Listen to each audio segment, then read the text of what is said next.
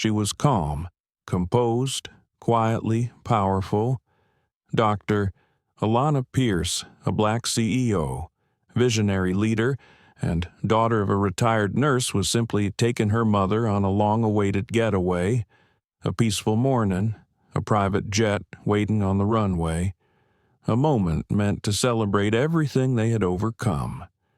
But 5 minutes later, they were standing outside the jet, humiliated. No one checked their names, no one asked a single question, and yet they were removed, just like that. What happens when someone who's built an empire is treated like a trespasser? What does power look like when dignity is denied? And how did one woman's silence calm, composed, and devastating bring an entire airline to its knees? This is not just a story about racism. It's a story about legacy, quiet strength, and the moment the world watched a daughter protect her mother without raising her voice. So ask yourself, what would you have done if this was your flight and your name was on the jet? If this story moves you, like, share, and subscribe, because what happens next will change the way you see power forever. Now, let's begin. It was just past 7 when the town car rolled to a stop on the edge of the private terminal at Monarch Airfield. The August morning was still cool, the sun low enough to cast a soft golden wash across the runway. Dr. Alana Pierce stepped out first, dressed in a simple cream blouse and slate-gray slacks. Her hair, coiled and elegant, was pulled into a neat bun that revealed a pair of small pearl earrings. She didn't wear logos or statement pieces. Everything about her said control, clarity, quiet power. Her mother, Judith Pierce, stepped out beside her, adjusting her pale blue shawl as she looked around in wonder. She had never been to a private airfield before, never even seen a private jet up close. Her handbag, well-loved and neatly stitched, hung from her wrist like a trusted friend. "I still can't believe you're taking me to Lisbon," Judith said, her voice half laugh, half whisper. "What am I going to do in Portugal?" Alana smiled.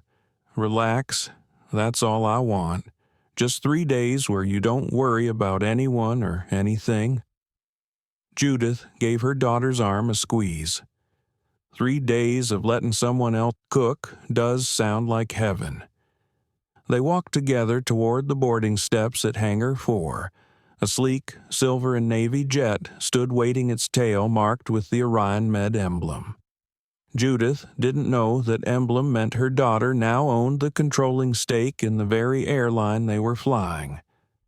Alana had kept that part quiet. Not to be mysterious, just because she had learned long ago that power was safer when worn softly. The trip was a thank you. For the years Judith worked double shifts as a nurse. For the nights she skipped dinner so Alana could have hers. For the belief, the unwavering belief, that her daughter could one day lead something that mattered. As they moved closer to the stairs, 2 members of the flight crew noticed them approaching. One leaned toward the other and whispered something. A glance, a raised eyebrow, a short, silent laugh. Alana noticed it. She always did. The small things people thought no one caught. Judith didn't. "Is that our plane?" she asked with a kind of reverence. "It's beautiful." Alana nodded, but her steps slowed ever so slightly. Something in her gut told her this moment of peace wouldn't last long. At the bottom of the stairs stood a young woman in uniform, blonde, polished, mid-30s. Her name tag read Courtney. As Alana and Judith reached the first step, Courtney extended one hand, not in welcome, but in warning. "Excuse me, ma'am," she said. "This is a restricted area for chartered passengers only." Alana paused. "We are chartered passengers." Courtney gave her a smile that didn't quite reach her eyes. "I understand." but I'll need to ask you to wait by the building while we finalize boarding." Judith looked to her daughter. "What's going on, I don't know," Alana said softly. Courtney said something into her radio, voice low and clipped. Within seconds, a uniformed airport staffer appeared, followed closely by another. Alana reached into her tote and pulled out a slim leather wallet. She opened it, revealing a sleek black ID with gold lettering, Dr. Alana Pierce, Orion Med Executive Group. "This flight is under Orion Med's charter. My name is on the manifest." Neither of the men even looked at the ID. One of them motioned toward the security checkpoint behind them. "Ma'am, I'm going to need you both to clear the area. This is not your flight." Judith's mouth fell open slightly. "But, Alana, didn't you say this was all confirmed?" "It is," Alana said, but her voice wavered slightly. She wasn't angry. Not yet. What she felt first was shame.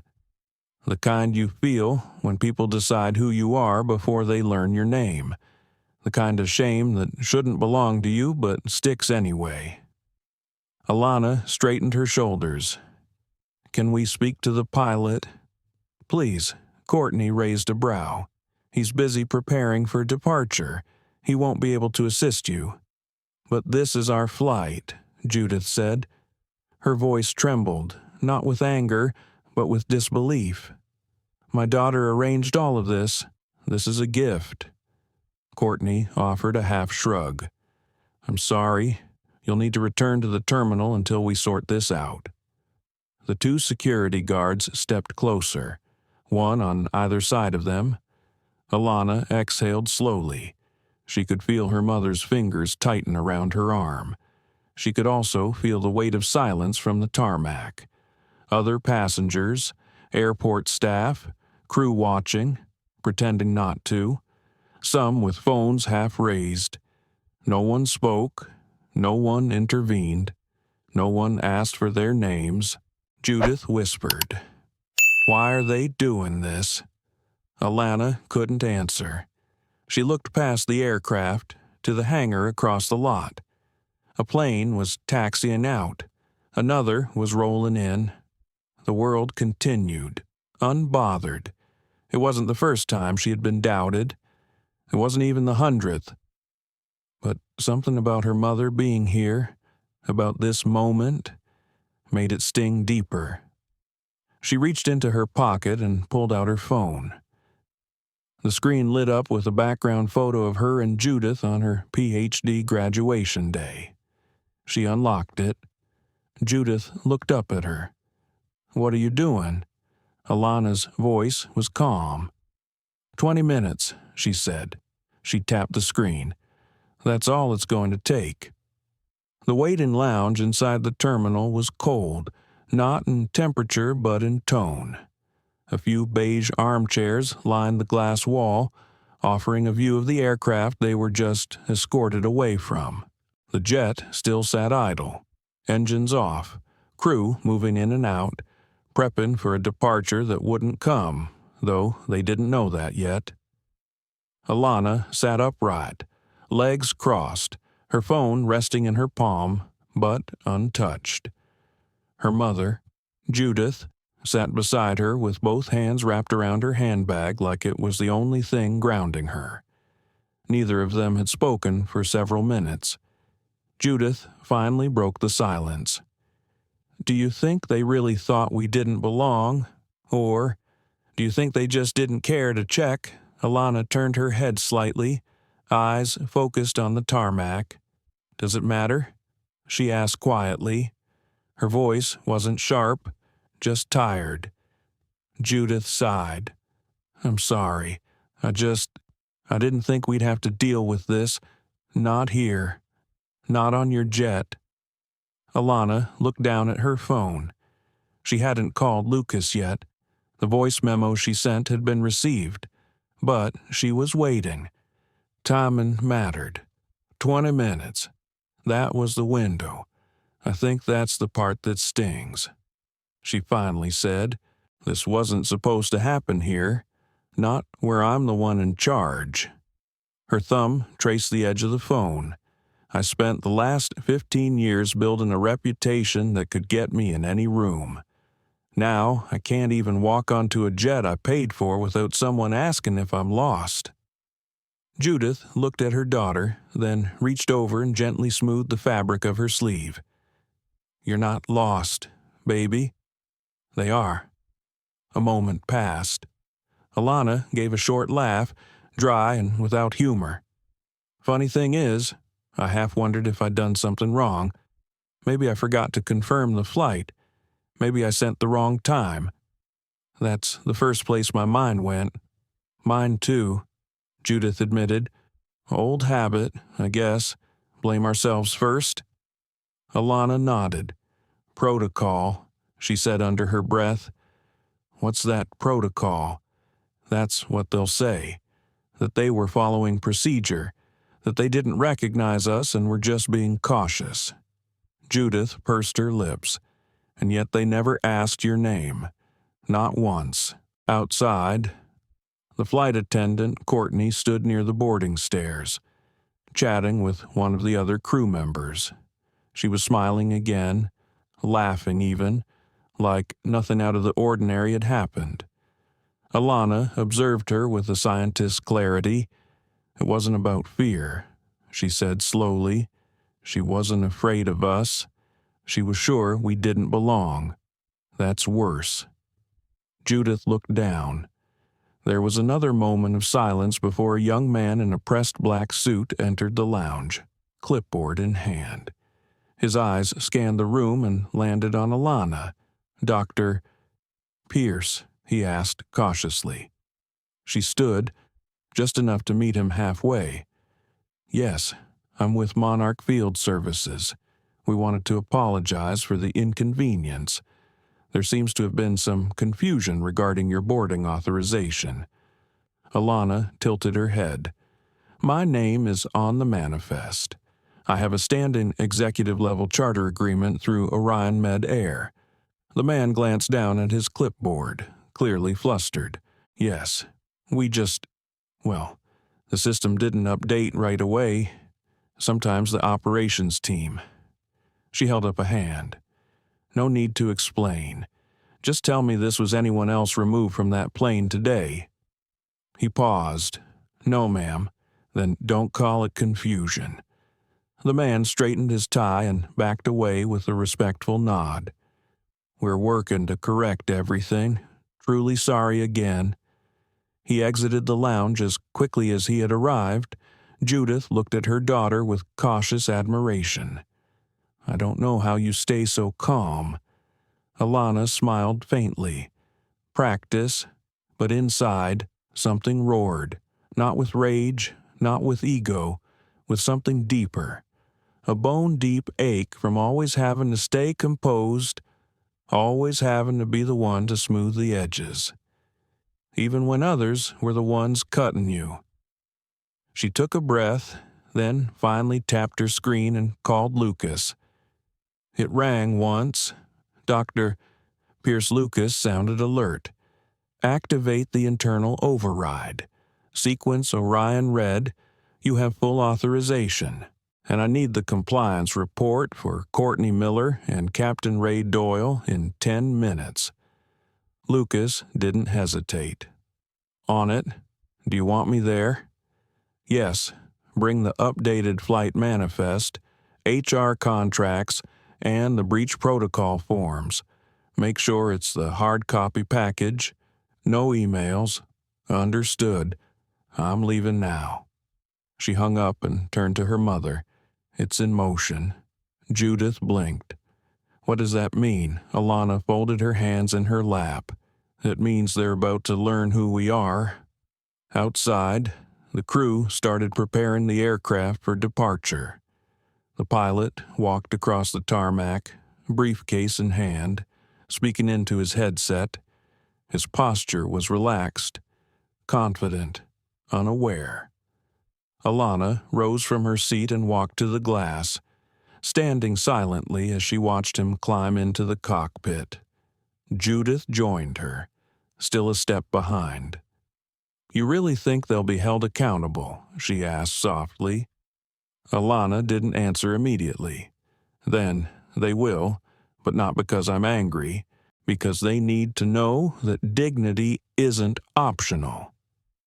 Judith looked at her daughter with new eyes, not just as the girl she'd raised, but as a woman who had learned to hold the weight of the world without ever letting it show. "Maybe I didn't say it before," Judith whispered, "but I am so proud of you." Alana smiled. This time, the warmth returned. "Thank you. Mom, that means more than anything." Behind them, a phone began to buzz. The countdown had started. The first domino was about to fall. Alana sat at the edge of the lounge window, her gaze locked on the plane across the tarmac. It remained quiet, still in its pre-flight phase. But the cabin lights had come on and a small catering truck was now pulling away. To anyone watching, it looked like business as usual, but inside her chest, something churned, and it wasn't just anger, it was doubt, the kind that seeps in quietly, like fog, wrapping itself around everything you think you know. What if I did get the flight wrong? What if there was an error in the system? Her mind ran through the details, the itinerary, the time, the internal confirmation email from Orion Med Air's executive charter team, the one her assistant, Lucas, had double-checked 3 times before the morning even began. Everything had been perfect. Every line of protocol followed. Every box ticked. And yet, when she and her mother approached the aircraft, all that had melted into air. None of it seemed to matter when Courtney Miller looked at them and decided they didn't belong. Still, Alana couldn't stop the quiet voice in the back of her mind, the one she thought she'd outgrown long ago. Did I look too casual? Should I have worn a blazer? Would this have happened if I'd arrived with a man beside me? She hated that voice, hated how automatic it still was, even after all these years and even after the accolades, the boardroom wins, the Forbes cover, the honorary doctorate. It still whispered the same thing, prove yourself. Judith was quietly watching her. She hadn't said anything in the last few minutes, sensing the storm behind her daughter's silence. "You're not wrong to feel it," Judith finally said. Alana blinked, surprised. "Feel what? Doubt? Shame? That tightness in your throat that says you should have done something different?" Alana turned to her mother slowly. "Does it ever stop?" Judith offered a small smile, tired but knowing. "No, but you learn to speak over it." The simplicity of her words landed heavy. Alana felt her throat tighten again. This time not from shame but from grief. A generational grief. The kind passed down in warnings and quiet strength. The kind no one writes into books but everyone carries in their bones. "I thought I'd outgrown this," Alana whispered. "I thought if I built something big enough, if I made enough people listen, it would stop."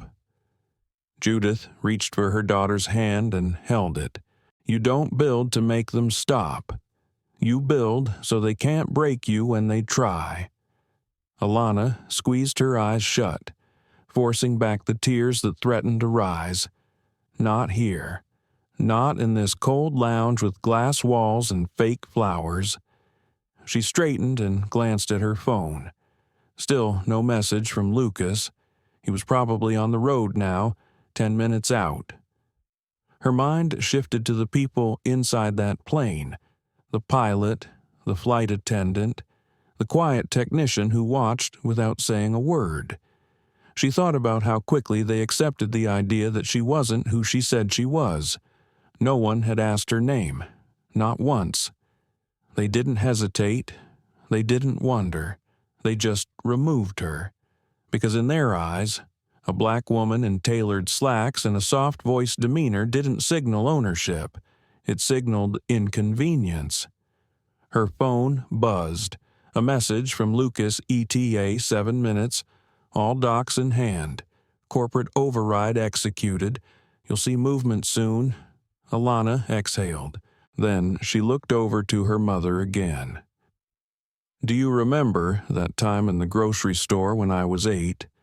Judith furrowed her brow. You'll have to be more specific. You let me pick out cereal, and I came running back with that colorful box with the tiger on it. Judith laughed. Frosted Flakes. I remember. The store manager stopped us before we could check out. Said I'd taken it from the shelf without paying, even though it was in our cart. Judith nodded slowly, her smile fading. He didn't believe us. Not until you pulled out your nursing badge. Alana nodded. That was the first time I learned that what we carry matters less than who they think we are. Judith looked down. I'm sorry, baby. Don't be. You taught me how to carry myself anyway. They sat there in silence for a long moment.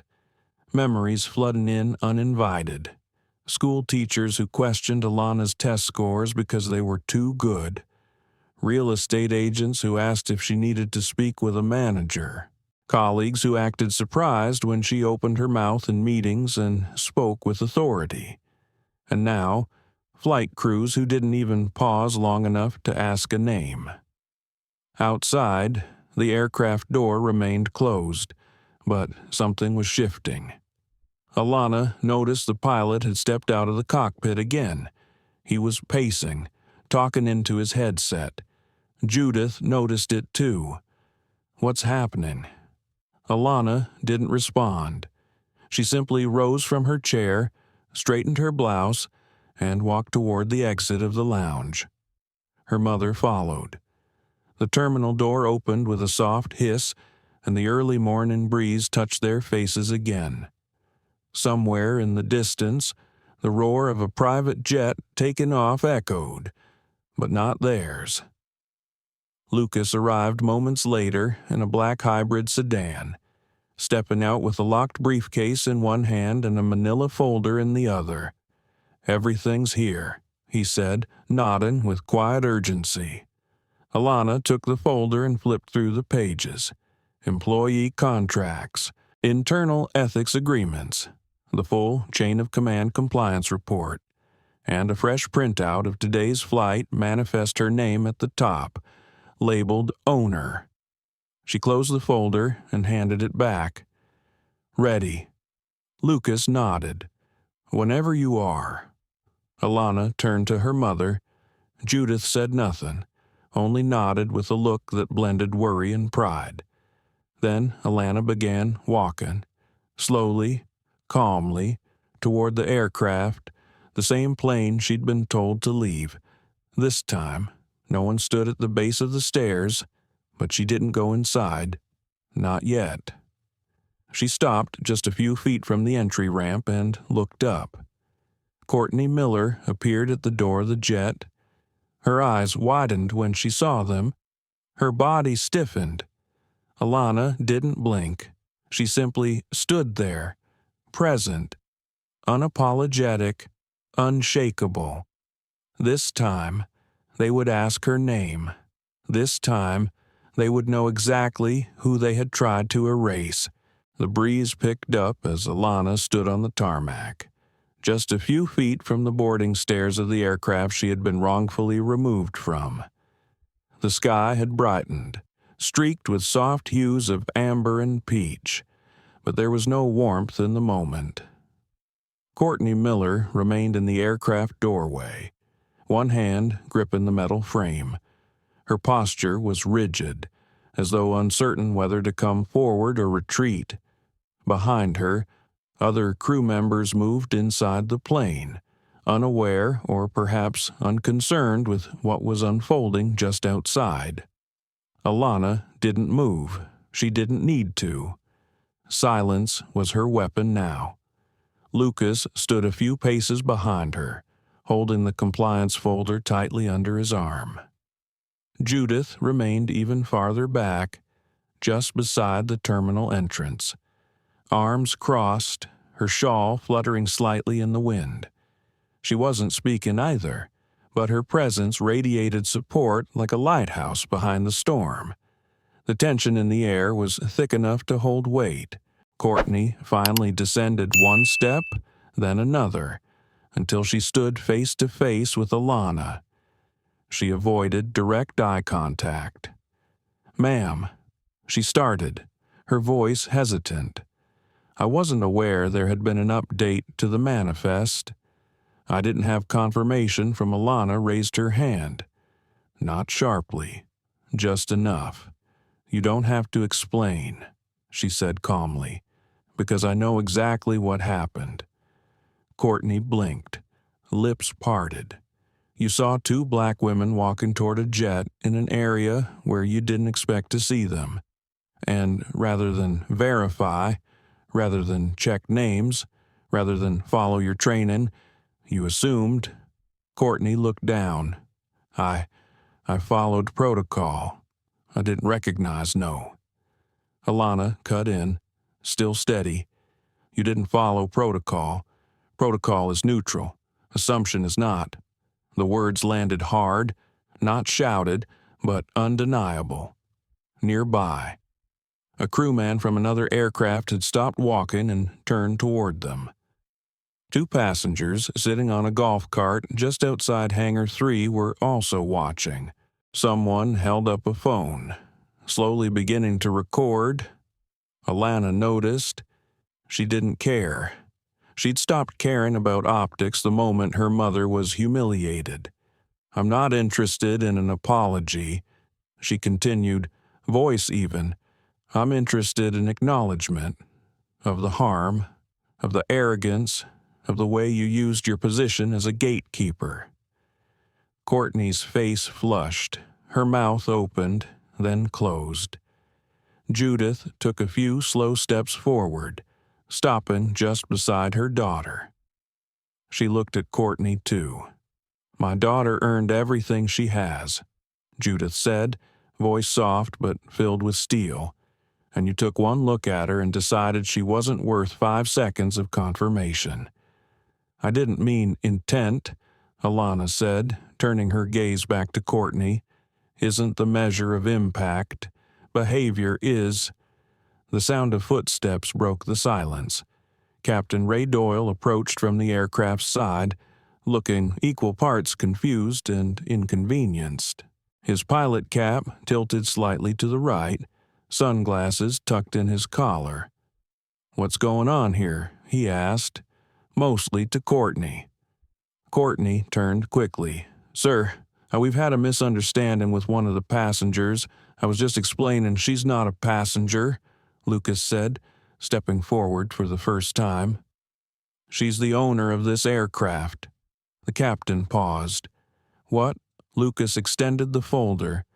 "This is Dr. Alana Pierce, Executive Chair of Orion Med. This jet is a part of our charter fleet. She was scheduled for departure at 7:15 a.m. You and your crew forcibly removed her without verification, in breach of contract, ethics, and federal aviation regulations." The pilot opened his mouth, then closed it. Alana spoke again. "You didn't stop me from boarding because of a security concern. You didn't call anyone to verify the manifest. You simply accepted what you were told and followed it blindly." Ray straightened, trying to recover. "Ma'am, I wasn't aware of the full situation. If there's been a mistake, I'm sure we can clear it up and get you on board." Alana shook her head once. "We're not getting back on that plane." Her voice was so calm, it shook them more than if she'd yelled. The phone in Courtney's pocket buzzed, then Ray's, then another crew member's, buzz after buzz, vibration after vibration, the sound of consequence arriving. Courtney reached for her phone and looked down at the screen. Her face went pale. Ray did the same, and Alana watched the confusion spread across his face like spilled ink. "What the hell is this?" he muttered, reading the message. Alana answered for him. "That's a formal notification of your immediate termination for cause. It's been filed with HR, legal, and FAA compliance. You're no longer authorized to operate any aircraft under Orion Med Air or its affiliates." Courtney's hand shook. Judith watched them both, face expressionless. Her daughter stood as still as stone beside her, power radiating not in anger but in absolute composure. A second jet began to roll into view in the background, its navy tail painted with a different charter company's insignia, smaller, sleeker, faster. It was Alana's backup arranged by Lucas as part of contingency protocol. The plan had always been in place. She just never thought she'd have to use it. Not like this. A whisper ran through the staff still standing nearby. Passengers across the tarmac were now openly filming. One even whispered, "That's her. That's the woman from the biotech summit." Another murmured, "Did they seriously kick her off her own jet?" Alana turned to Lucas. "Is the new crew briefed?" Lucas nodded. "Fully vetted. Waiting for you whenever you're ready." Alana nodded. Then she looked one last time at Courtney and Ray. "You didn't just humiliate me," she said. "You humiliated yourselves. Because when you make assumptions about people based on how they look, you reveal more about you than you ever could about them." Neither of them spoke. There was nothing left to say. Alana took her mother's hand and led her across the tarmac toward the waiting aircraft. Judith walked a step behind, watching her daughter with a kind of reverence she hadn't even known she was capable of. When they reached the foot of the new plane, the lead flight attendant smiled warmly. "Welcome aboard, Dr. Pierce. We're honored to have you." Alana didn't smile back, not yet, because dignity had a price, and today she had paid it in full. The new jet's interior felt like another world. Cool-toned leather, fresh orchids in a small vase, polished walnut trim. The silence inside wasn't awkward. It was deliberate, controlled, as if this aircraft understood it was hosting something sacred, something raw. Judith took a seat near the window, her movements slow and still affected by the surreal weight of what had just happened. She gently removed her shawl, folded it neatly on her lap, and looked out at the airfield. Alana didn't sit right away. She remained standing in the center of the cabin, arms folded loosely, her phone still in hand. She had watched the fallout play out like clockwork. No shouting, no grand speeches, just consequence quiet, surgical, and irreversible. But now came the part that always followed the aftermath. She dialed Orion Med Executive Office, came a clipped, professional voice. "It's Dr. Pierce," Alana said. "Put me through to External Affairs. Top clearance. I want this handled within the hour." "One moment. Doctor." The line held for only seconds before a woman's voice came through. "Dr. Pierce, this is Valerie on External. I've been briefed on the sequence. What would you like us to do? I want a statement. Controlled, but not neutral. No hedging, no PR spin. I want it clear that we took immediate and decisive action in response to a breach of equity protocol. Make it internal-facing for now. External release will depend on what the press does." "Understood. Do you want legal looped in?" "Yes, and I want the Ethics Council to review the entire sequence, from boarding to removal. Find every person who signed off or said nothing. Complicity doesn't get a pass. Got it? We'll get this moving immediately." Alana ended the call. She finally sat across from her mother, exhaling a breath that felt like it had been waiting for days. Judith was quiet, her expression unreadable. Not hurt, not angry, but watching. "What's going through your mind right now?" Alana asked. Voice soft. Judith hesitated, then said, "I'm trying to decide whether I'm more proud or more heartbroken." Alana frowned gently. "Why heartbroken? Because I thought, maybe at your level, it'd be different." Alana leaned back. Her eyes didn't drift from her mother's. "I thought that too. For a long time."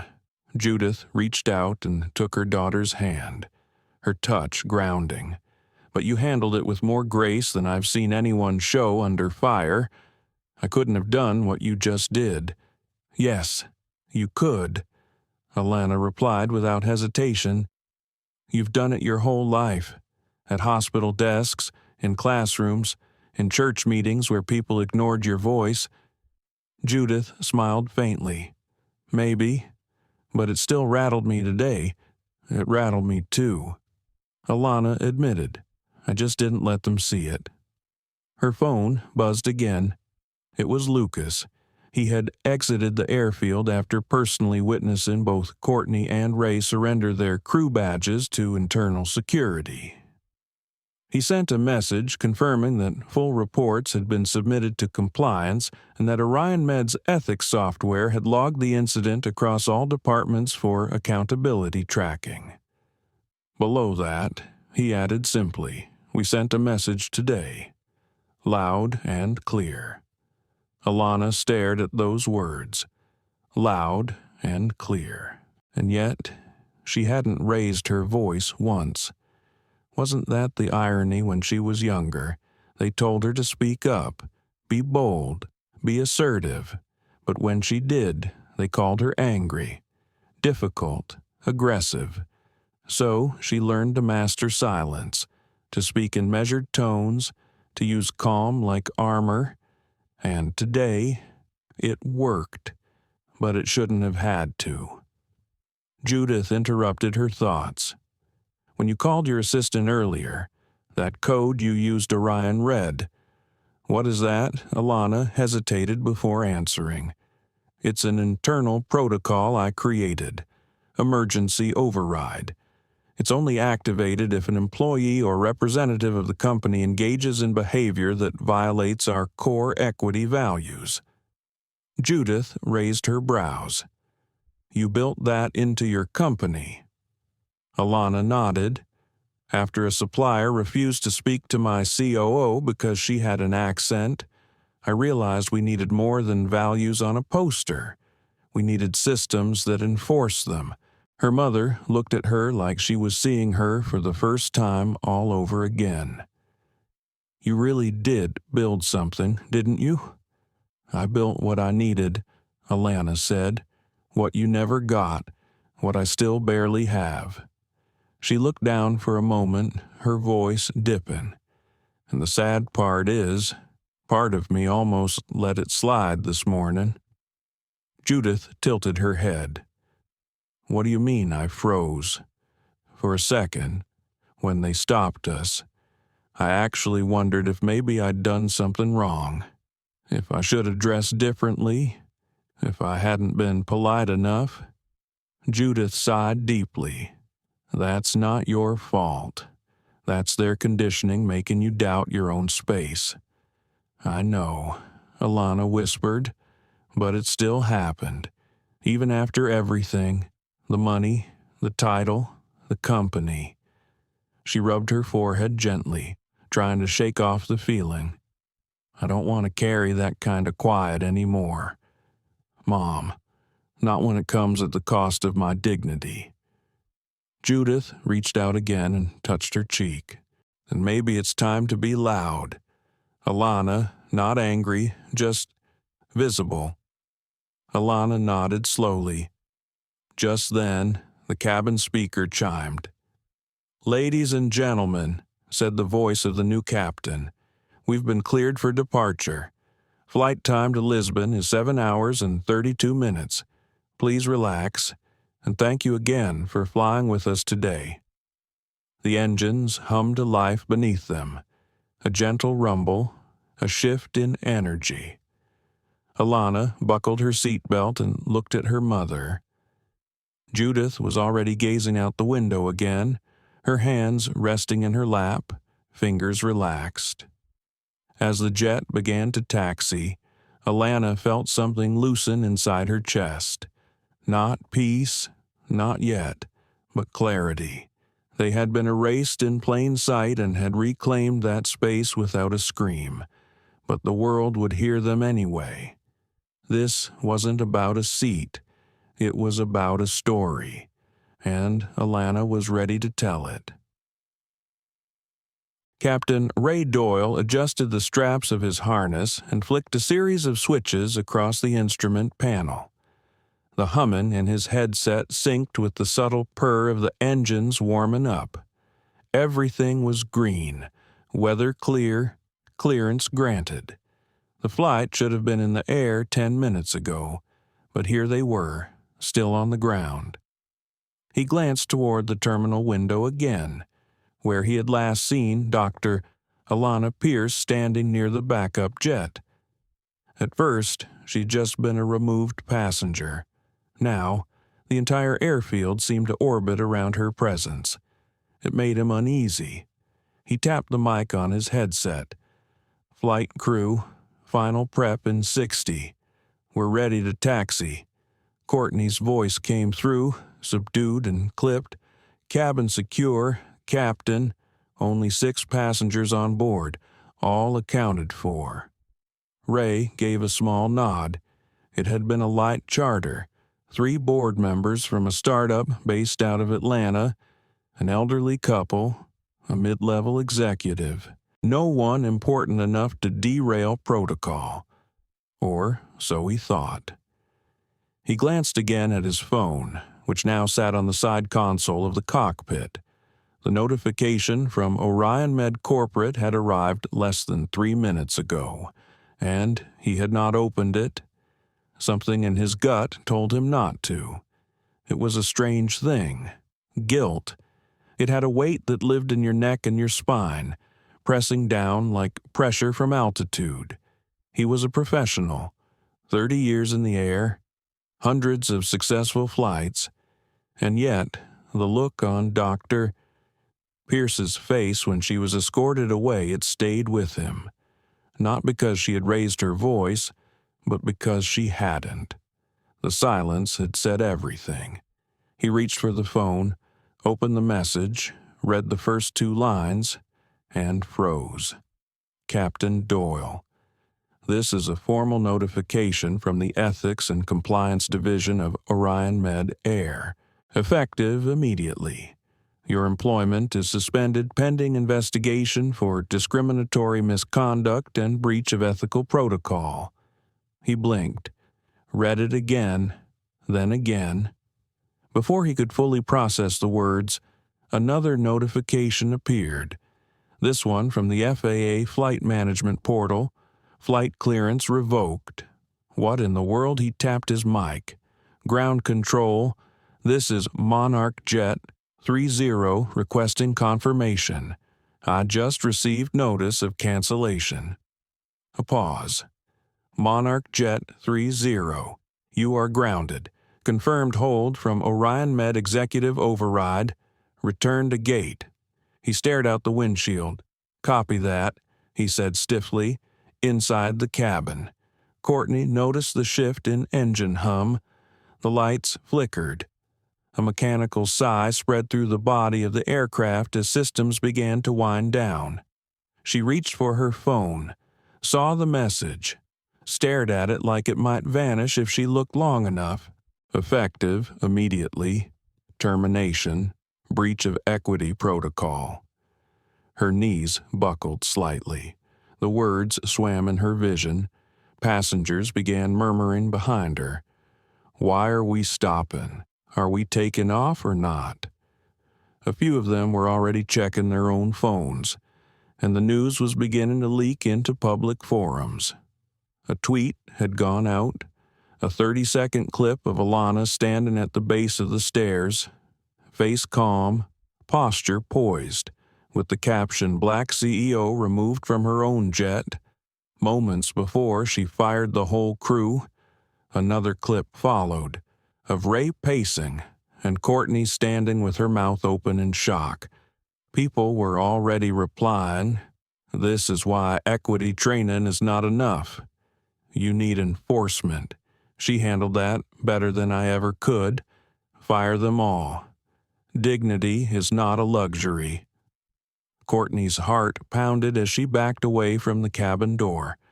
She could feel eyes on her now, not just from the crew, but from the passengers too. Whispers behind sunglasses, raised brows. One woman leaned forward and said quietly, "Did you really kick that lady off the plane?" Courtney didn't answer. She didn't have one. Captain Doyle exited the cockpit, face pale and unreadable. He walked to the front galley and handed his phone to the crew supervisor. "Call ops," he said. "Let them know this flight won't be moving." No one moved for several seconds. Then one of the junior crew members, a young man named Spencer, approached Courtney. "What did you do?" His tone was not cruel, but it was cold, distant, and it landed like a knife. "I thought she started." "I was there." He interrupted. "You didn't ask her name. You just stopped her, then called for backup like she was a threat." "I didn't know," she said softly. "You didn't care to—" The words weren't shouted, but they cut through the noise more effectively than anything else could have. Outside, Alana's jet began to taxi. It was quiet, graceful, no need for spectacle. Just a woman reclaiming her space. In the cockpit of the new aircraft, Alana closed her eyes as they began to lift off. The rumble beneath her seat felt different now, not like escape, but like arrival. Judith watched her daughter in awe. "You're really not afraid, are you?" she asked gently. Alana opened her eyes, the clouds beginning to rise outside her window. "I was," she said, "but not of them. I was afraid of what it would cost to speak, to not be the quiet one, the agreeable one. And now Alana turned to her.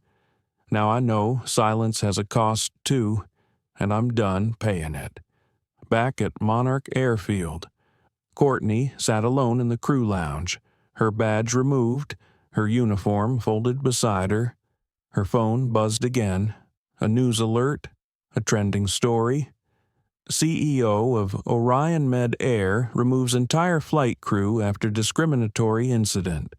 Statement expected. She clicked on the article.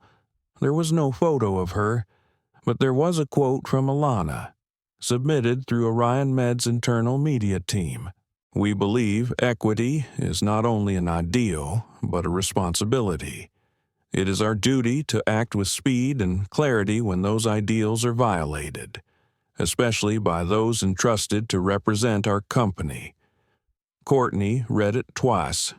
The words didn't shout, they did not accuse, but they did not flinch. She looked up at the empty room, and, for the first time, understood the difference between embarrassment and consequence. One fades, the other demands change. The sky over the Atlantic was endless, smooth as glass. From 37,000 feet, the world below seemed far away and irrelevant. But for Dr. Alana Pierce, the real turbulence was just beginning. She sat in her seat on the sleek new jet, the hum of the engines blending into a steady rhythm that allowed for thinking. The kind of deep thinking that arrived after adrenaline faded and the silence took over. Her mother slept softly across from her, her hands folded over her shawl, lips slightly parted. Judith had not asked another question since they took off. She had said what needed to be said, and now she rested, but Alana could not. Her phone buzzed again and again. By now, the notifications were relentless. She unlocked the screen and opened her email. The subject lines blurred into each other. Request for comment, CNN Ethics Review Panel Request. Internal trending, Dralana Pierce, Ryan fallout. Urgent European HQ requesting confirmation of termination order, media inquiry, New York Times, Forbes, The Root.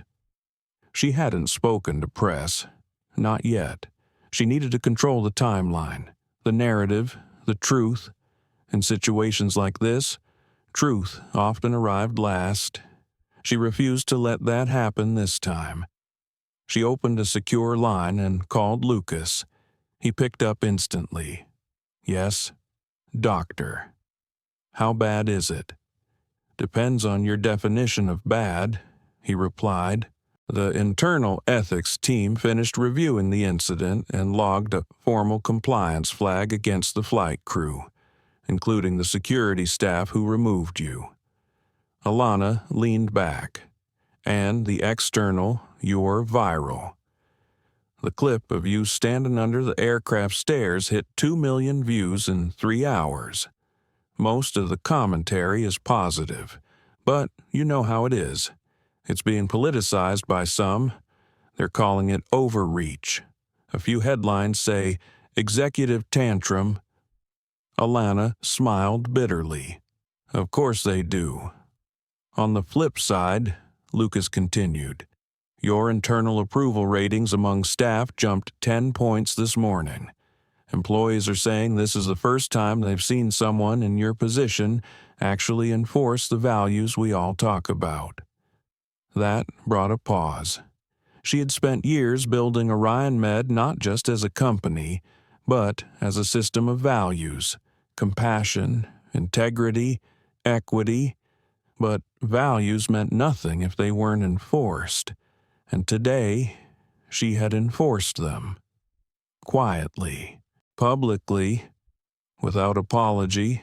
I want a direct message sent to the board, Alana said. Tell them I stand by my decision. If anyone wants to challenge it, they can bring it to the emergency meeting I'm scheduling for next week. Lucas nodded through the phone. Understood. Do you want me to handle the media requests? No statements until we see what narrative they're trying to build. But make it clear we're not hiding. I'll do one interview, just one, with the right outlet. Find me someone who understands nuance. Got it. And the legal side, I'll speak to our general counsel myself. She ended the call. Judith stirred in her seat. Everything okay? She asked, her voice still laced with sleep. Alana nodded slowly. The world found out. Judith sat up straighter. And what are they saying? Some are cheering, some are twisting it, but no one is ignoring it. Judith looked out the window. They never could. You didn't give them that choice. Alana tilted her head slightly. Do you think I went too far? The question hung in the air between them. Judith studied her daughter's face for a long moment. Would you be asking that if you were a man? Alana didn't answer. She didn't need to. Judith continued. I've seen you second-guess every bold move you've ever made. Not because it was wrong, but because you knew someone would call it too much, too emotional, too personal. But what they don't realize is, it was personal. Alana let those words sink in. It was personal. She hadn't acted out of spite. She hadn't yelled. She hadn't demanded compensation or staged a spectacle. She had simply drawn a line and finally enforced it. Her phone vibrated again. A message from the head of Human Resources. Would you like us to offer restorative dialogue to the dismissed staff? She stared at the message. Restorative dialogue. The phrase sounded so neat, so packaged, as if healing could be scheduled into a calendar invite. She typed a response, but paused. What would she say Courtney and Ray had violated protocol? Not just in the legal sense, but in the human one. They had chosen to ignore what was right in front of them. But Alana also believed in accountability that led to growth. She rewrote her reply. If they request it sincerely, I'm open to the conversation, but not for optics, and not before they acknowledge the harm. She sent it. Her fingers hovered over the screen. Then she opened her personal messages. Among the dozens were several she hadn't expected. One from a woman named Evelyn, a former mentor she hadn't spoken to in nearly 6 years. I just saw the footage. That was dignity on full display. Thank you. Another, from a staff member in Nairobi she had met only once. They tried to erase you. You reminded the world who we are. And a third, from her younger self. Well, not literally, but from a young black woman, a med student at Columbia. I've followed your work for years. Today, I saw you stand alone and still stand tall. I just wanted you to know some of us needed that more than we realized. Alana put the phone down and looked across the cabin. Not at her mother, not at the clouds, but inward. So much of her life had been spent calculating risk, measuring tone, modulating expression. She had learned to survive by walking through fire without letting the heat show on her face. But this time, she had not simply endured, she had responded, and that made all the difference. Back on the ground, news stations picked up the story, talk shows began debating the action. Was it corporate overreach? Was it justified? Why did it strike such a nerve it wasn't just a headline anymore? It was a mirror, a reflection of a world where a black woman at the top of her game still had to prove she belonged. And when she did more than prove it, when she exercised authority, people were uncomfortable. Alana knew that. She accepted it, and still, she would not apologize for it. As the jet soared forward, slicing through the sky, she turned to her mother. "Would you like some tea?" she asked softly. Judith smiled. "I'd love that." And with that, they moved forward, not just in miles, but in meaning. The sun had already passed its peak by the time the video reached its viral tipping point. Alana's face, her stillness under pressure, her refusal to be erased, those images had taken on a life of their own. Headlines followed, threads unraveled, and suddenly a private moment became a public reckoning. Back at Monarch Airfield, Courtney Miller sat in a sterile interview room within the administrative annex. It was not a disciplinary office, but it felt like one. The walls were too white, the chairs too hard, and the silence too full of judgment. She had not spoken to anyone since she surrendered her badge. No calls, no messages, just the echo of what she had done. And now she had asked for a meeting, not because she thought it would fix everything, but because the weight of her silence was heavier than the shame of her mistake. The door opened. Alana stepped in, alone. She wore a fitted black blazer over a simple navy blouse, no accessories, no statement jewelry. She didn't need any of it. Her presence was enough. Courtney stood up instinctively, then hesitated. Alana remained standing.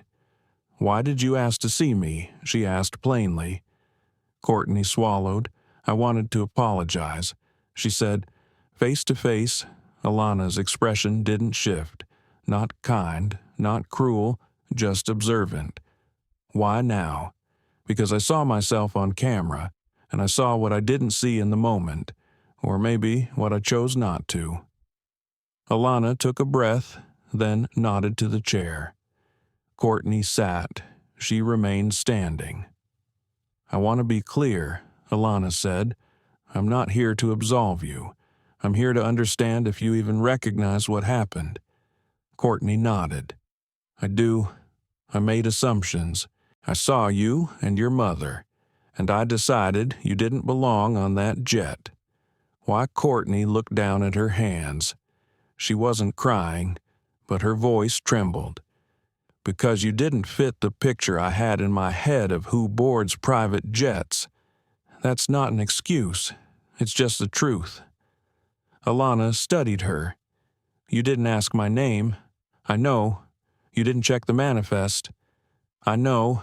You called security before asking a single question." Courtney's voice broke. "I know. I was wrong."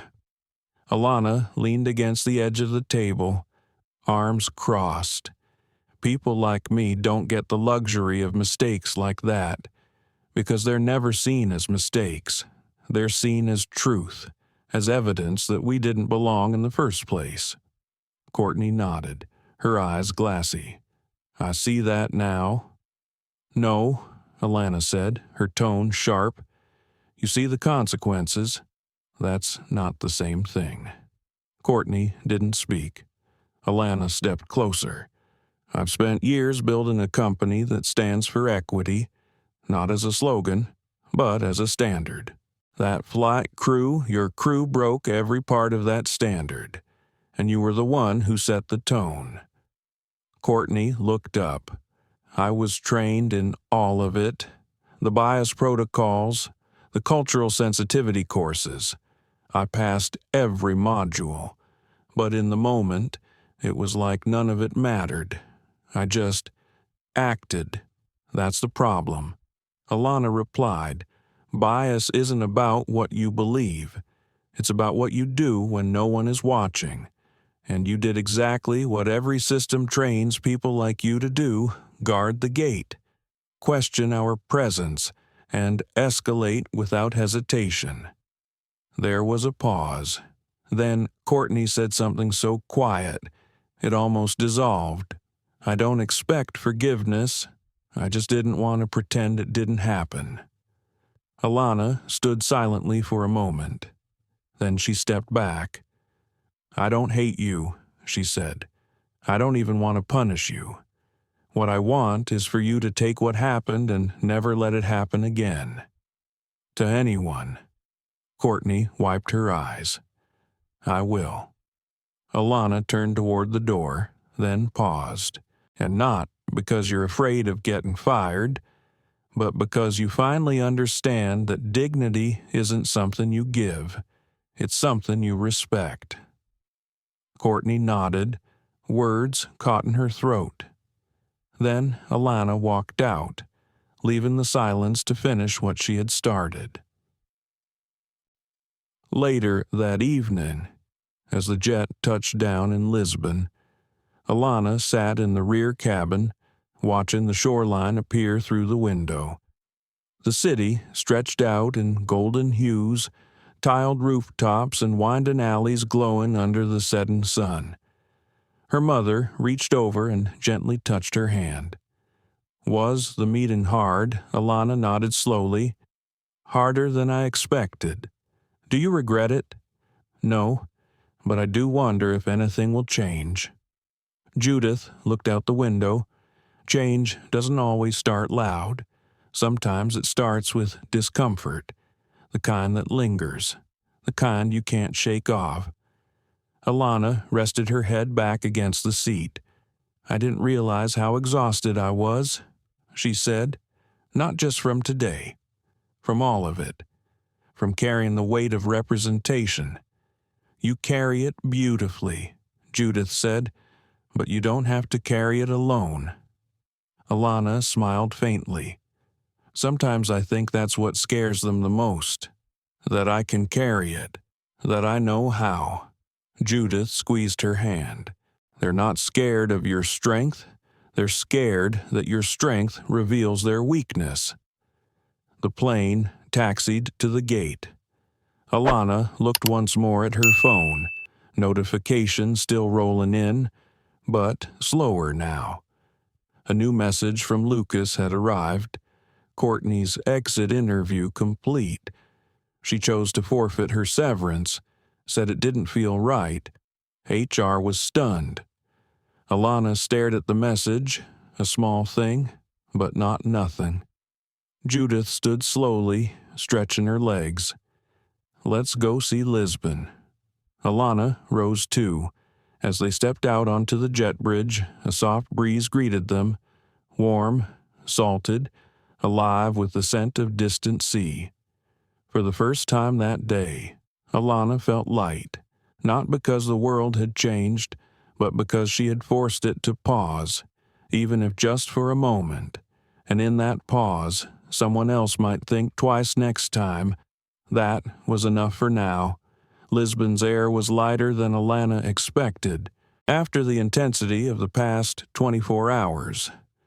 The city's rhythm felt unhurried, like it had no interest in the chaos she carried with her. Cobblestone streets glowed under antique lamps. The scent of grilled fish and baked custard floated from corner cafes.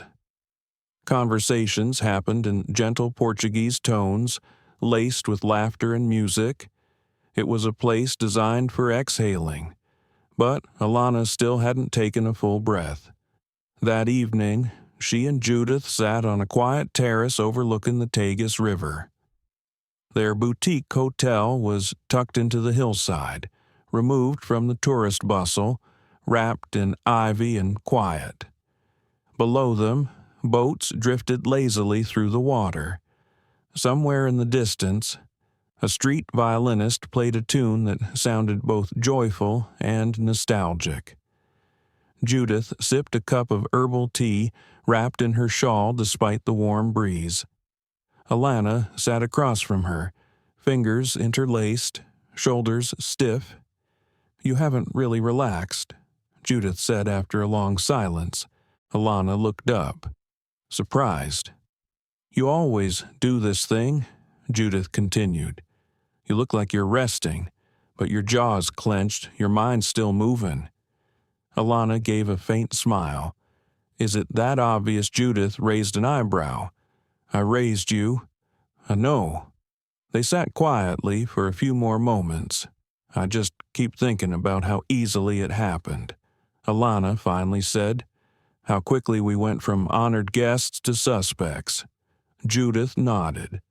"You've faced it before, many times. But this time you were with me," Alana said. "That's what I can't shake." Judith put down her teacup. "Why does that make it harder?" Alana looked down at her hands. "Because I spent my whole life trying to protect you from seeing me treated that way. I didn't want you to witness it firsthand." Judith leaned forward, her voice low and steady. "I wasn't shocked. Alana, I've lived too long for that. I was just tired. Tired that it still happens, even to you." Alana's eyes glistened. Judith continued. "I watched you stand there, so calm, so composed, and I felt proud. But I also saw you shrink for a moment, just for a breath, and that broke me." Alana looked away, blinking hard. "It's habit. It happens before I can stop it. That moment where I second-guess myself, where I wonder if I'm the one who messed up, even when I know better." Judith exhaled slowly. "That's not weakness. That's survival. That's what the world teaches us to do. Check ourselves before we dare speak. We learn to do it in classrooms, in checkout lines, in elevators, on sidewalks. You think that disappears when you own a company Alana didn't respond?" Judith's voice softened even further. "But you know what I saw. Standing behind you that morning, I saw a woman who could have snapped, who had every right to lash out. But instead, you made them confront themselves. You didn't match their ignorance. You eclipsed it." Alana gave a soft, painful laugh. I wanted to scream. "Mom, I wanted to say everything I've swallowed over the years, but I couldn't. Not because I didn't have the words, but because if I did, I knew they'd never hear them. They'd only hear my tone. Judith reached out, placing a hand on Alana's. I know, and I hate that. I hate that you had to be perfect to be believed. They sat with that truth for a long time. It didn't need elaboration. It just needed to be said. Finally. Alana broke the silence. I keep thinking about little me, that girl who used to win science fairs and read books twice her age.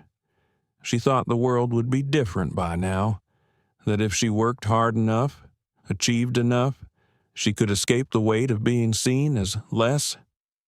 Judith squeezed her hand. She did change the world, baby. Maybe not the whole thing, but she's making cracks in the armor, and the light's starting to get in. Alana looked at her mother, truly looked. You've spent your whole life telling me to be proud, to be brave, but I never asked, was it hard for you too? Pretending like it didn't hurt, Judith smiled gently, her eyes distant. Hard, every single day. But I thought if I carried it well enough, you wouldn't have to. Alana's throat tightened. I'm sorry. Judith shook her head. Don't be. Because look at you. You carry it differently. You carry it with grace and fire. I never knew how to do that. They paused as the violinist's melody drifted closer, now echoing through the alley below. Judith spoke again, voice barely above a whisper.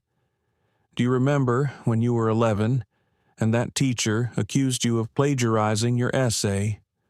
Alana nodded slowly. She said it was too advanced for a child your age, that someone must have helped you. I remember, Alana said. You came to the school and brought all my notebooks, every draft, every outline. Judith smiled, and then I sat down in that tiny office, looked that woman in the eye, and said, my daughter didn't cheat. She just outwrites your expectations. Alana laughed softly, her eyes damp. That day changed me, she said. You didn't yell, you didn't insult her, you just brought the truth and laid it on the table. Judith nodded. That's where you learned it, the quiet strength, the unshakable voice. Alana stared into the darkening horizon.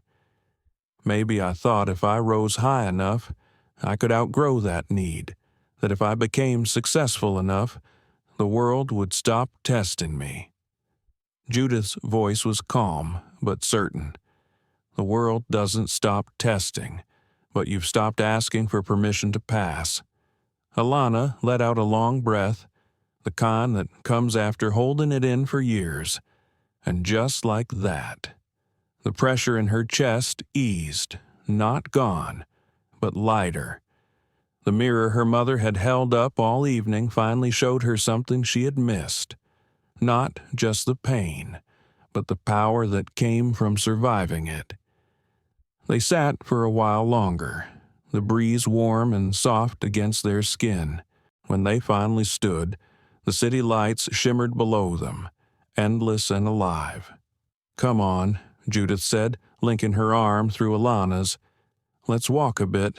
The world is still beautiful. Alana smiled, and this time it reached her eyes. Yes, Mom, it is. The morning light in Lisbon spilled through the balcony windows like gold silk. Alana stood barefoot in her hotel suite, sipping a cup of hot water with lemon, the city below humming gently to life. Trolleys clanged, birds chirped on the tiled roofs, and the sea sparkled in the distance. It was calm in the way only a European morning could be, unhurried, graceful, familiar with time. She should have felt at peace, but instead, she felt steady. There was a difference. Peace was what she had come for. Steadiness was what she had earned. Judith was still asleep in the adjoining room, her breathing soft and rhythmic behind the partially closed door. Alana had checked on her earlier and smiled at the sight her mother curled under the white linen blanket, arms gently folded, as if she were finally allowing the world to hold her for once. Alana turned her phone over in her hand. No buzzing now.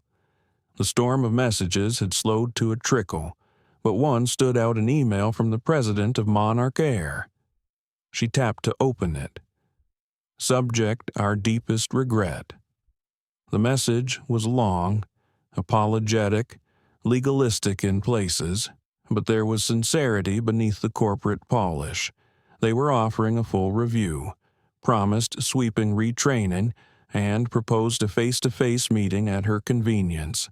At the bottom, a handwritten scan from the CEO had been attached. Dr. Pierce, we failed you. Not just as a customer, but as a symbol of what our industry still needs to reckon with. You should never have been made to prove who you are. We know that now. We see you, and we are listening. Alana closed the message, letting it rest in her thoughts without response. For now, silence was still her strongest reply. 2 hours later, she and Judith arrived back at the Lisbon Executive Terminal. Their jet stood on the tarmac, sleek and ready. A new crew waited near the base of the stairs. Every member stood at attention, not performative, but intentional. As they approached, the lead flight attendant stepped forward. Her name tag read Maria. She smiled warmly, eyes focused, posture respectful. "Good morning, Dr. Pierce, Ms. Pierce," she said. "We are honored to have you with us today." Judith gave a soft chuckle and leaned toward Alana. "Well, that's a change in tone." Alana smiled. "Noticed that?" "Huh." Judith looked up at the aircraft. "Is this the same model?" "No," Alana said. "It's newer. This one was just added to our fleet." Judith tilted her head. "It's beautiful." Alana paused. Then she pointed discreetly toward the nose of the plane. Etched in soft, brushed lettering near the cockpit window was a name. Orion Pierce, 1. Judith blinked. "Wait. Pierce. That's..." Alana nodded. "It's ours." Judith's hand went to her heart. "You named it after us." Alana stepped closer to her mother. "I realized something," she said. "They kept trying to make us feel like we didn't belong on planes like this. So I decided to put our name on one." Judith stood speechless. For a long moment, she just looked at her daughter, then at the name, then back again. "I don't think I've ever seen our name on anything that wasn't a mail envelope. Now it's on steel," Alana said. "And sky." Maria stepped aside to let them board. Inside, the aircraft was pristine. White leather seats trimmed in navy, real wood paneling, touchscreens embedded in the armrests. On a shelf near the entrance sat a single bouquet of fresh white lilies and a card. Alana picked it up and read aloud. "To Dr. Alana Pierce and Ms. Judith Pierce. Thank you for showing the world how to rise without shouting." Judith touched her lips. "That's beautiful." They settled into their seats. Maria offered them drinks, still water for Alana, chamomile tea for Judith. The tray was lined with linen. No tension, no suspicion, just service. The captain's voice came through the speaker a few minutes later. "Dr. Pierce, Ms. Pierce, it is an honor to serve as your flight crew today. We are cleared for takeoff to New York. Sit back and enjoy the journey." The engines rumbled softly, and the jet began to roll forward. Judith leaned back, exhaling deeply. "This feels different," she said. "It is different," Alana replied, "because this time we were invited without being questioned. as the plane lifted off the ground, Lisbon shrinking beneath them. Judith reached into her handbag and pulled out an old photo. It was creased, worn, but still clear. A young Alana, around 6 years old, holding up a toy airplane, eyes shining, dreams too big for her small body. "I found this last night," Judith said, "tucked into my Bible." Alana took the photo and stared. "I remember this. I used to say I'd be a pilot. You said you'd fly the whole world." Alana smiled. "I guess I found another way." They sat in quiet awe for a while, the sky stretching endlessly outside their windows. Alana tapped her screen and pulled up a document she had been editing since the flight began. A new leadership initiative she was drafting for Orion Med. She titled it the Dignity Protocol, a program that would require not just equity training, but quarterly behavioral evaluations for frontline staff, anonymous reviews from passengers, incident simulations, a real, living standard, not just a PDF buried in onboarding files, because silence could no longer be policy. She emailed it to Lucas with a note. "Let's roll this out before Q2. Add international branches. Start with air operations, then expand to clinical teams." Judith watched her work and shook her head with admiration. "I don't know how you do it." Alana looked up. "Do what turned pain into structure, humiliation into change." Alana shrugged. "If I don't, it'll just sit inside me. I need to make something out of it, something that helps someone else next time." Judith smiled. "You've always been like that. Even when you were 5 and that boy pushed you on the playground, you didn't push back. You wrote a letter to the teacher explaining why kids like him should be taught better." Alana laughed, "And I spelled respect wrong. But the heart was there." Judith said, "It always has been." They clinked their glasses gently. Water to tea. Outside, the clouds parted. Inside, so did something in Alana's chest. She had walked onto a jet as a suspect. Now she flew home as a statement, and this time, the sky knew her name. By the time Alana's jet touched down in New York, the story had reached every major outlet across the country. The incident, which began as a quiet moment of humiliation on an empty runway, had exploded into a national conversation on race, power, and perception. The headlines varied in tone, but they all carried her name, CEO removed from her own jet, then took the flight crew with her doctor, Alana Pierce, and the power of quiet accountability. Flying while black, still a reality. Even in first class, Orion Med CEO sparks industry-wide ethics conversation. The videos had been viewed more than 20 million times. The clip of her standing beneath the plane stairs composed, controlled, became an image passed through Twitter, Instagram, TikTok, and Facebook. It was shared by influencers, civil rights advocates, professors, pilots, and everyday passengers who had their own stories to tell. She Belonged began trending. So did Nod's Orion Red. But not all reactions were praise. Some questioned her response. Some said she overreacted. Some claimed she had weaponized her position to embarrass hardworking employees. Others turned it into political commentary, suggesting it was part of a larger agenda. Alana read the comments not to absorb them, but to understand the landscape.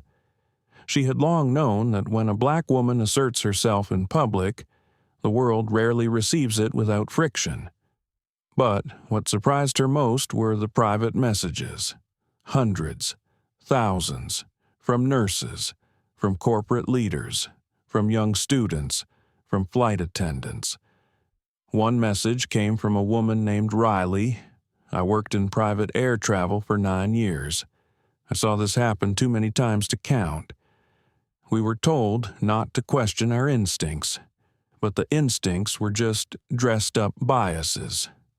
Thank you for not letting this slide. You gave people like me permission to think deeper. Another came from a man in Ohio. My daughter is 7. She saw your video and asked why they didn't let you on your plane. I told her the truth. I want her to grow up in a world where people like you aren't treated like they don't belong. Thank you for showing her what dignity looks like. She saved that one. The interviews began pouring in. Her publicist, whom she rarely used, called her 3 times in a row. Everyone wanted a quote. Alana chose one interview, just one, with a woman named Delilah Graves, a seasoned journalist known for her long-form investigative pieces.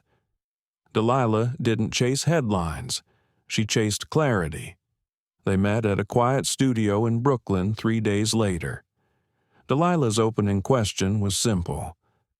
Why did you respond the way you did? Alana thought for a moment, then answered, because I was tired of swallowing disrespect, tired of watching my mother's shoulders tense every time someone questioned her presence, tired of being asked to prove I belong in rooms I helped build.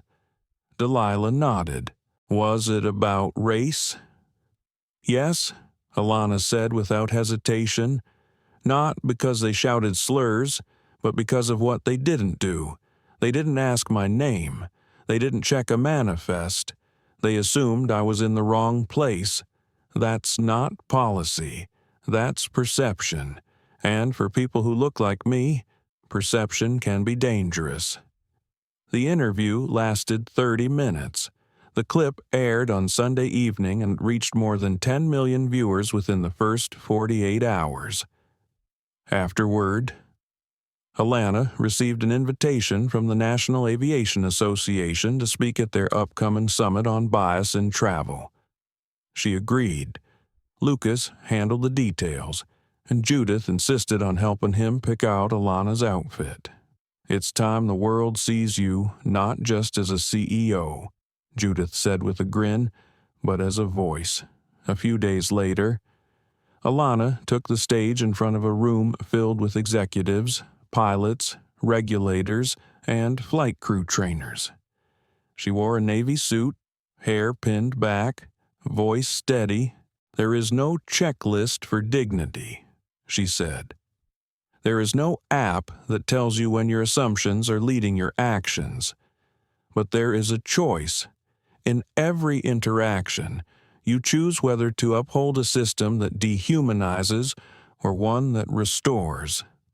My company doesn't tolerate the former, neither should yours.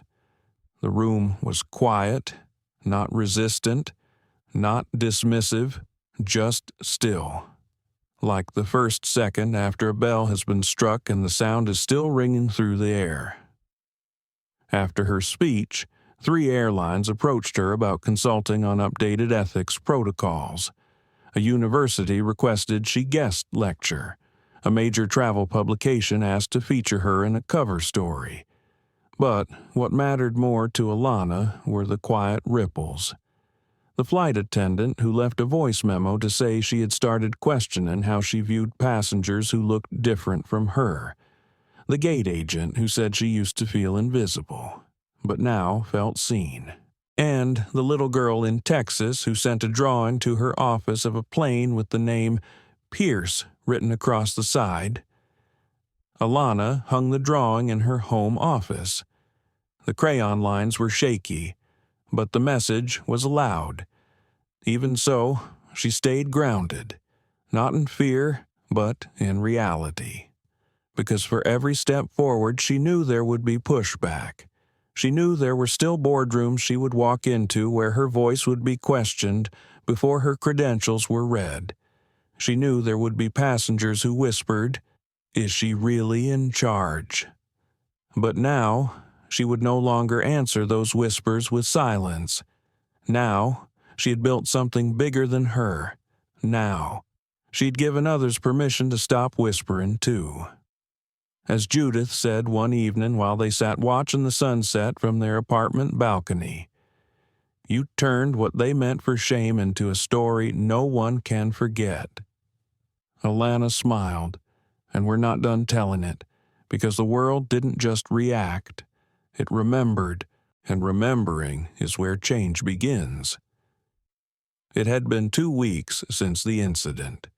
2 weeks since a flight crew failed to ask a single question and the world was forced to answer instead. Dr. Alana Pierce stood at the window of her office in New York, 42 stories above a city that never stopped proving itself. The view stretched beyond the skyline, toward a river that shimmered under morning light. Behind her, the space was calm.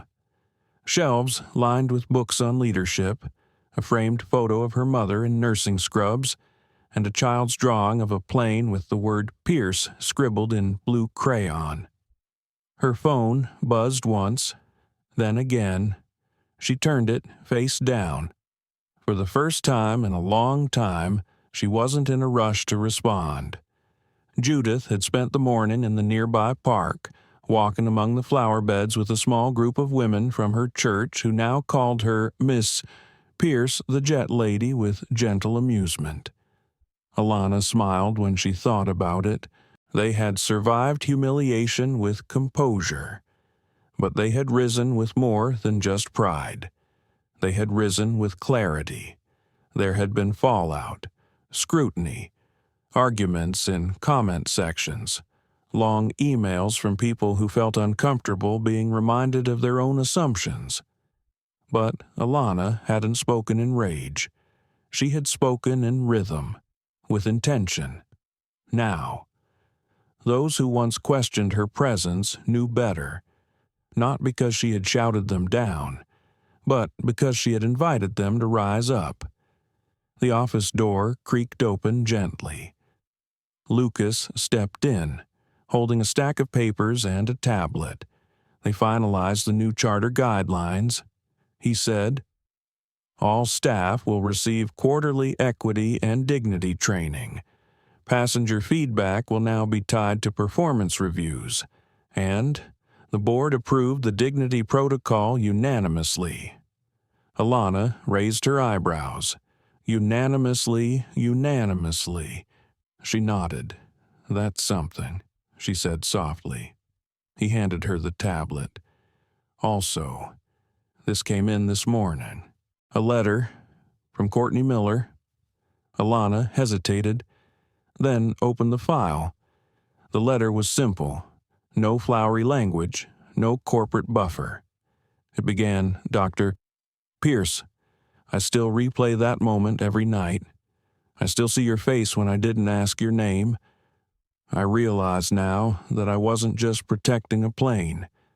I was protecting an image, one that didn't include people like you. I'm working on unlearning what I never questioned. Thank you for holding up a mirror, even when it cracked me open." Alana read it twice. Then she placed the tablet on her desk and said nothing. Lucas stepped back, giving her the quiet she needed. She turned to the window again, looking down at the city far below. People moved like currents in a river, each carrying stories, burdens, dreams, assumptions. She wondered how many of them had ever been asked to prove who they were before being allowed to exist. She thought back to that moment. The sound of the guard's voice, the way her mother's grip had tightened, the cold ache in her stomach when no one asked her name. That moment still lived in her. It always would, but it no longer defined her. A few hours later, she boarded another flight. This time it was a corporate meeting in Chicago. Nothing emotional, nothing symbolic. And yet, as she stepped onto the jet bridge, she noticed the gate agent pause. He looked at her ticket, then looked up and smiled. "Welcome, Dr. Pierce. We're honored to have you." She nodded, a small smile in return. But it wasn't his greeting that stayed with her. It was what he didn't do. He didn't hesitate. He didn't question. He simply recognized her. She took her seat, placed her bag beneath the one labeled First Class, and looked out the window. Not long after, a young black woman sat beside her, no more than 22, with twists wrapped in a colorful scarf. She glanced at Alana, hesitated, then said softly, "Excuse me. Are you Dr. Alana Pierce?" Alana turned to her. "Yes, I am. I just wanted to say thank you. I saw what happened, and the way you handled it, it gave me something. I don't even know what to call it. Just thank you." Alana's voice was quiet but steady. "You're welcome." They didn't speak much more, but the weight of that moment was shared between them like an invisible cord, one that stretched through generations and would stretch further still. Hours later, back in New York, Alana met her mother at a small cafe on the Upper West Side. Judith had already ordered her usual Earl Grey tea and a warm blueberry scone. They sat across from each other as if the world wasn't spinning wildly outside the glass. "How was the flight?" Judith asked. "Peaceful," Alana replied. "No drama, just air." Judith smiled. That's how it should be.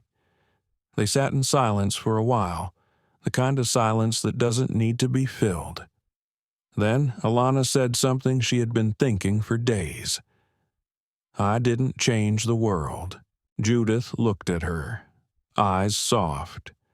"But you changed the temperature, and sometimes that's enough to shift the weather." Alana leaned back. Let the warmth of her mother's words wash over her. Let the gravity of what they'd endured and what they'd built settle like soil around the roots of something growing. Outside, a child ran past the window chasing bubbles. Inside, two black women sipped tea in peace, no longer needing to prove a thing, because dignity had no gate, and they had opened the sky. They didn't ask her name. They didn't check the manifest. They just assumed she didn't belong. But Dr. Alana Pierce did not respond with rage. She responded with something far more powerful truth. She reminded the world that dignity is not a luxury. It is not earned through status or titles. It is a right, a human right. And when we let assumptions speak louder than facts, we don't just deny people a seat, we deny their story, their legacy, and their place in the world. Alana's story is more than a viral moment. It's a mirror. Because how many times have we stood silent when someone was mistreated? How many times have we ignored discomfort instead of confronting it? This story reminds us silence may be polite, but it is never neutral. And sometimes the most revolutionary thing a person can do is refuse to shrink. If this story touched you, share it. If it made you think, talk about it. And if it made you feel, subscribe to this channel because we have more stories coming. Stories that speak truth, stories that demand better. Like, share, and subscribe because dignity should never be optional. And next time someone says you don't belong here, just remember who built the room.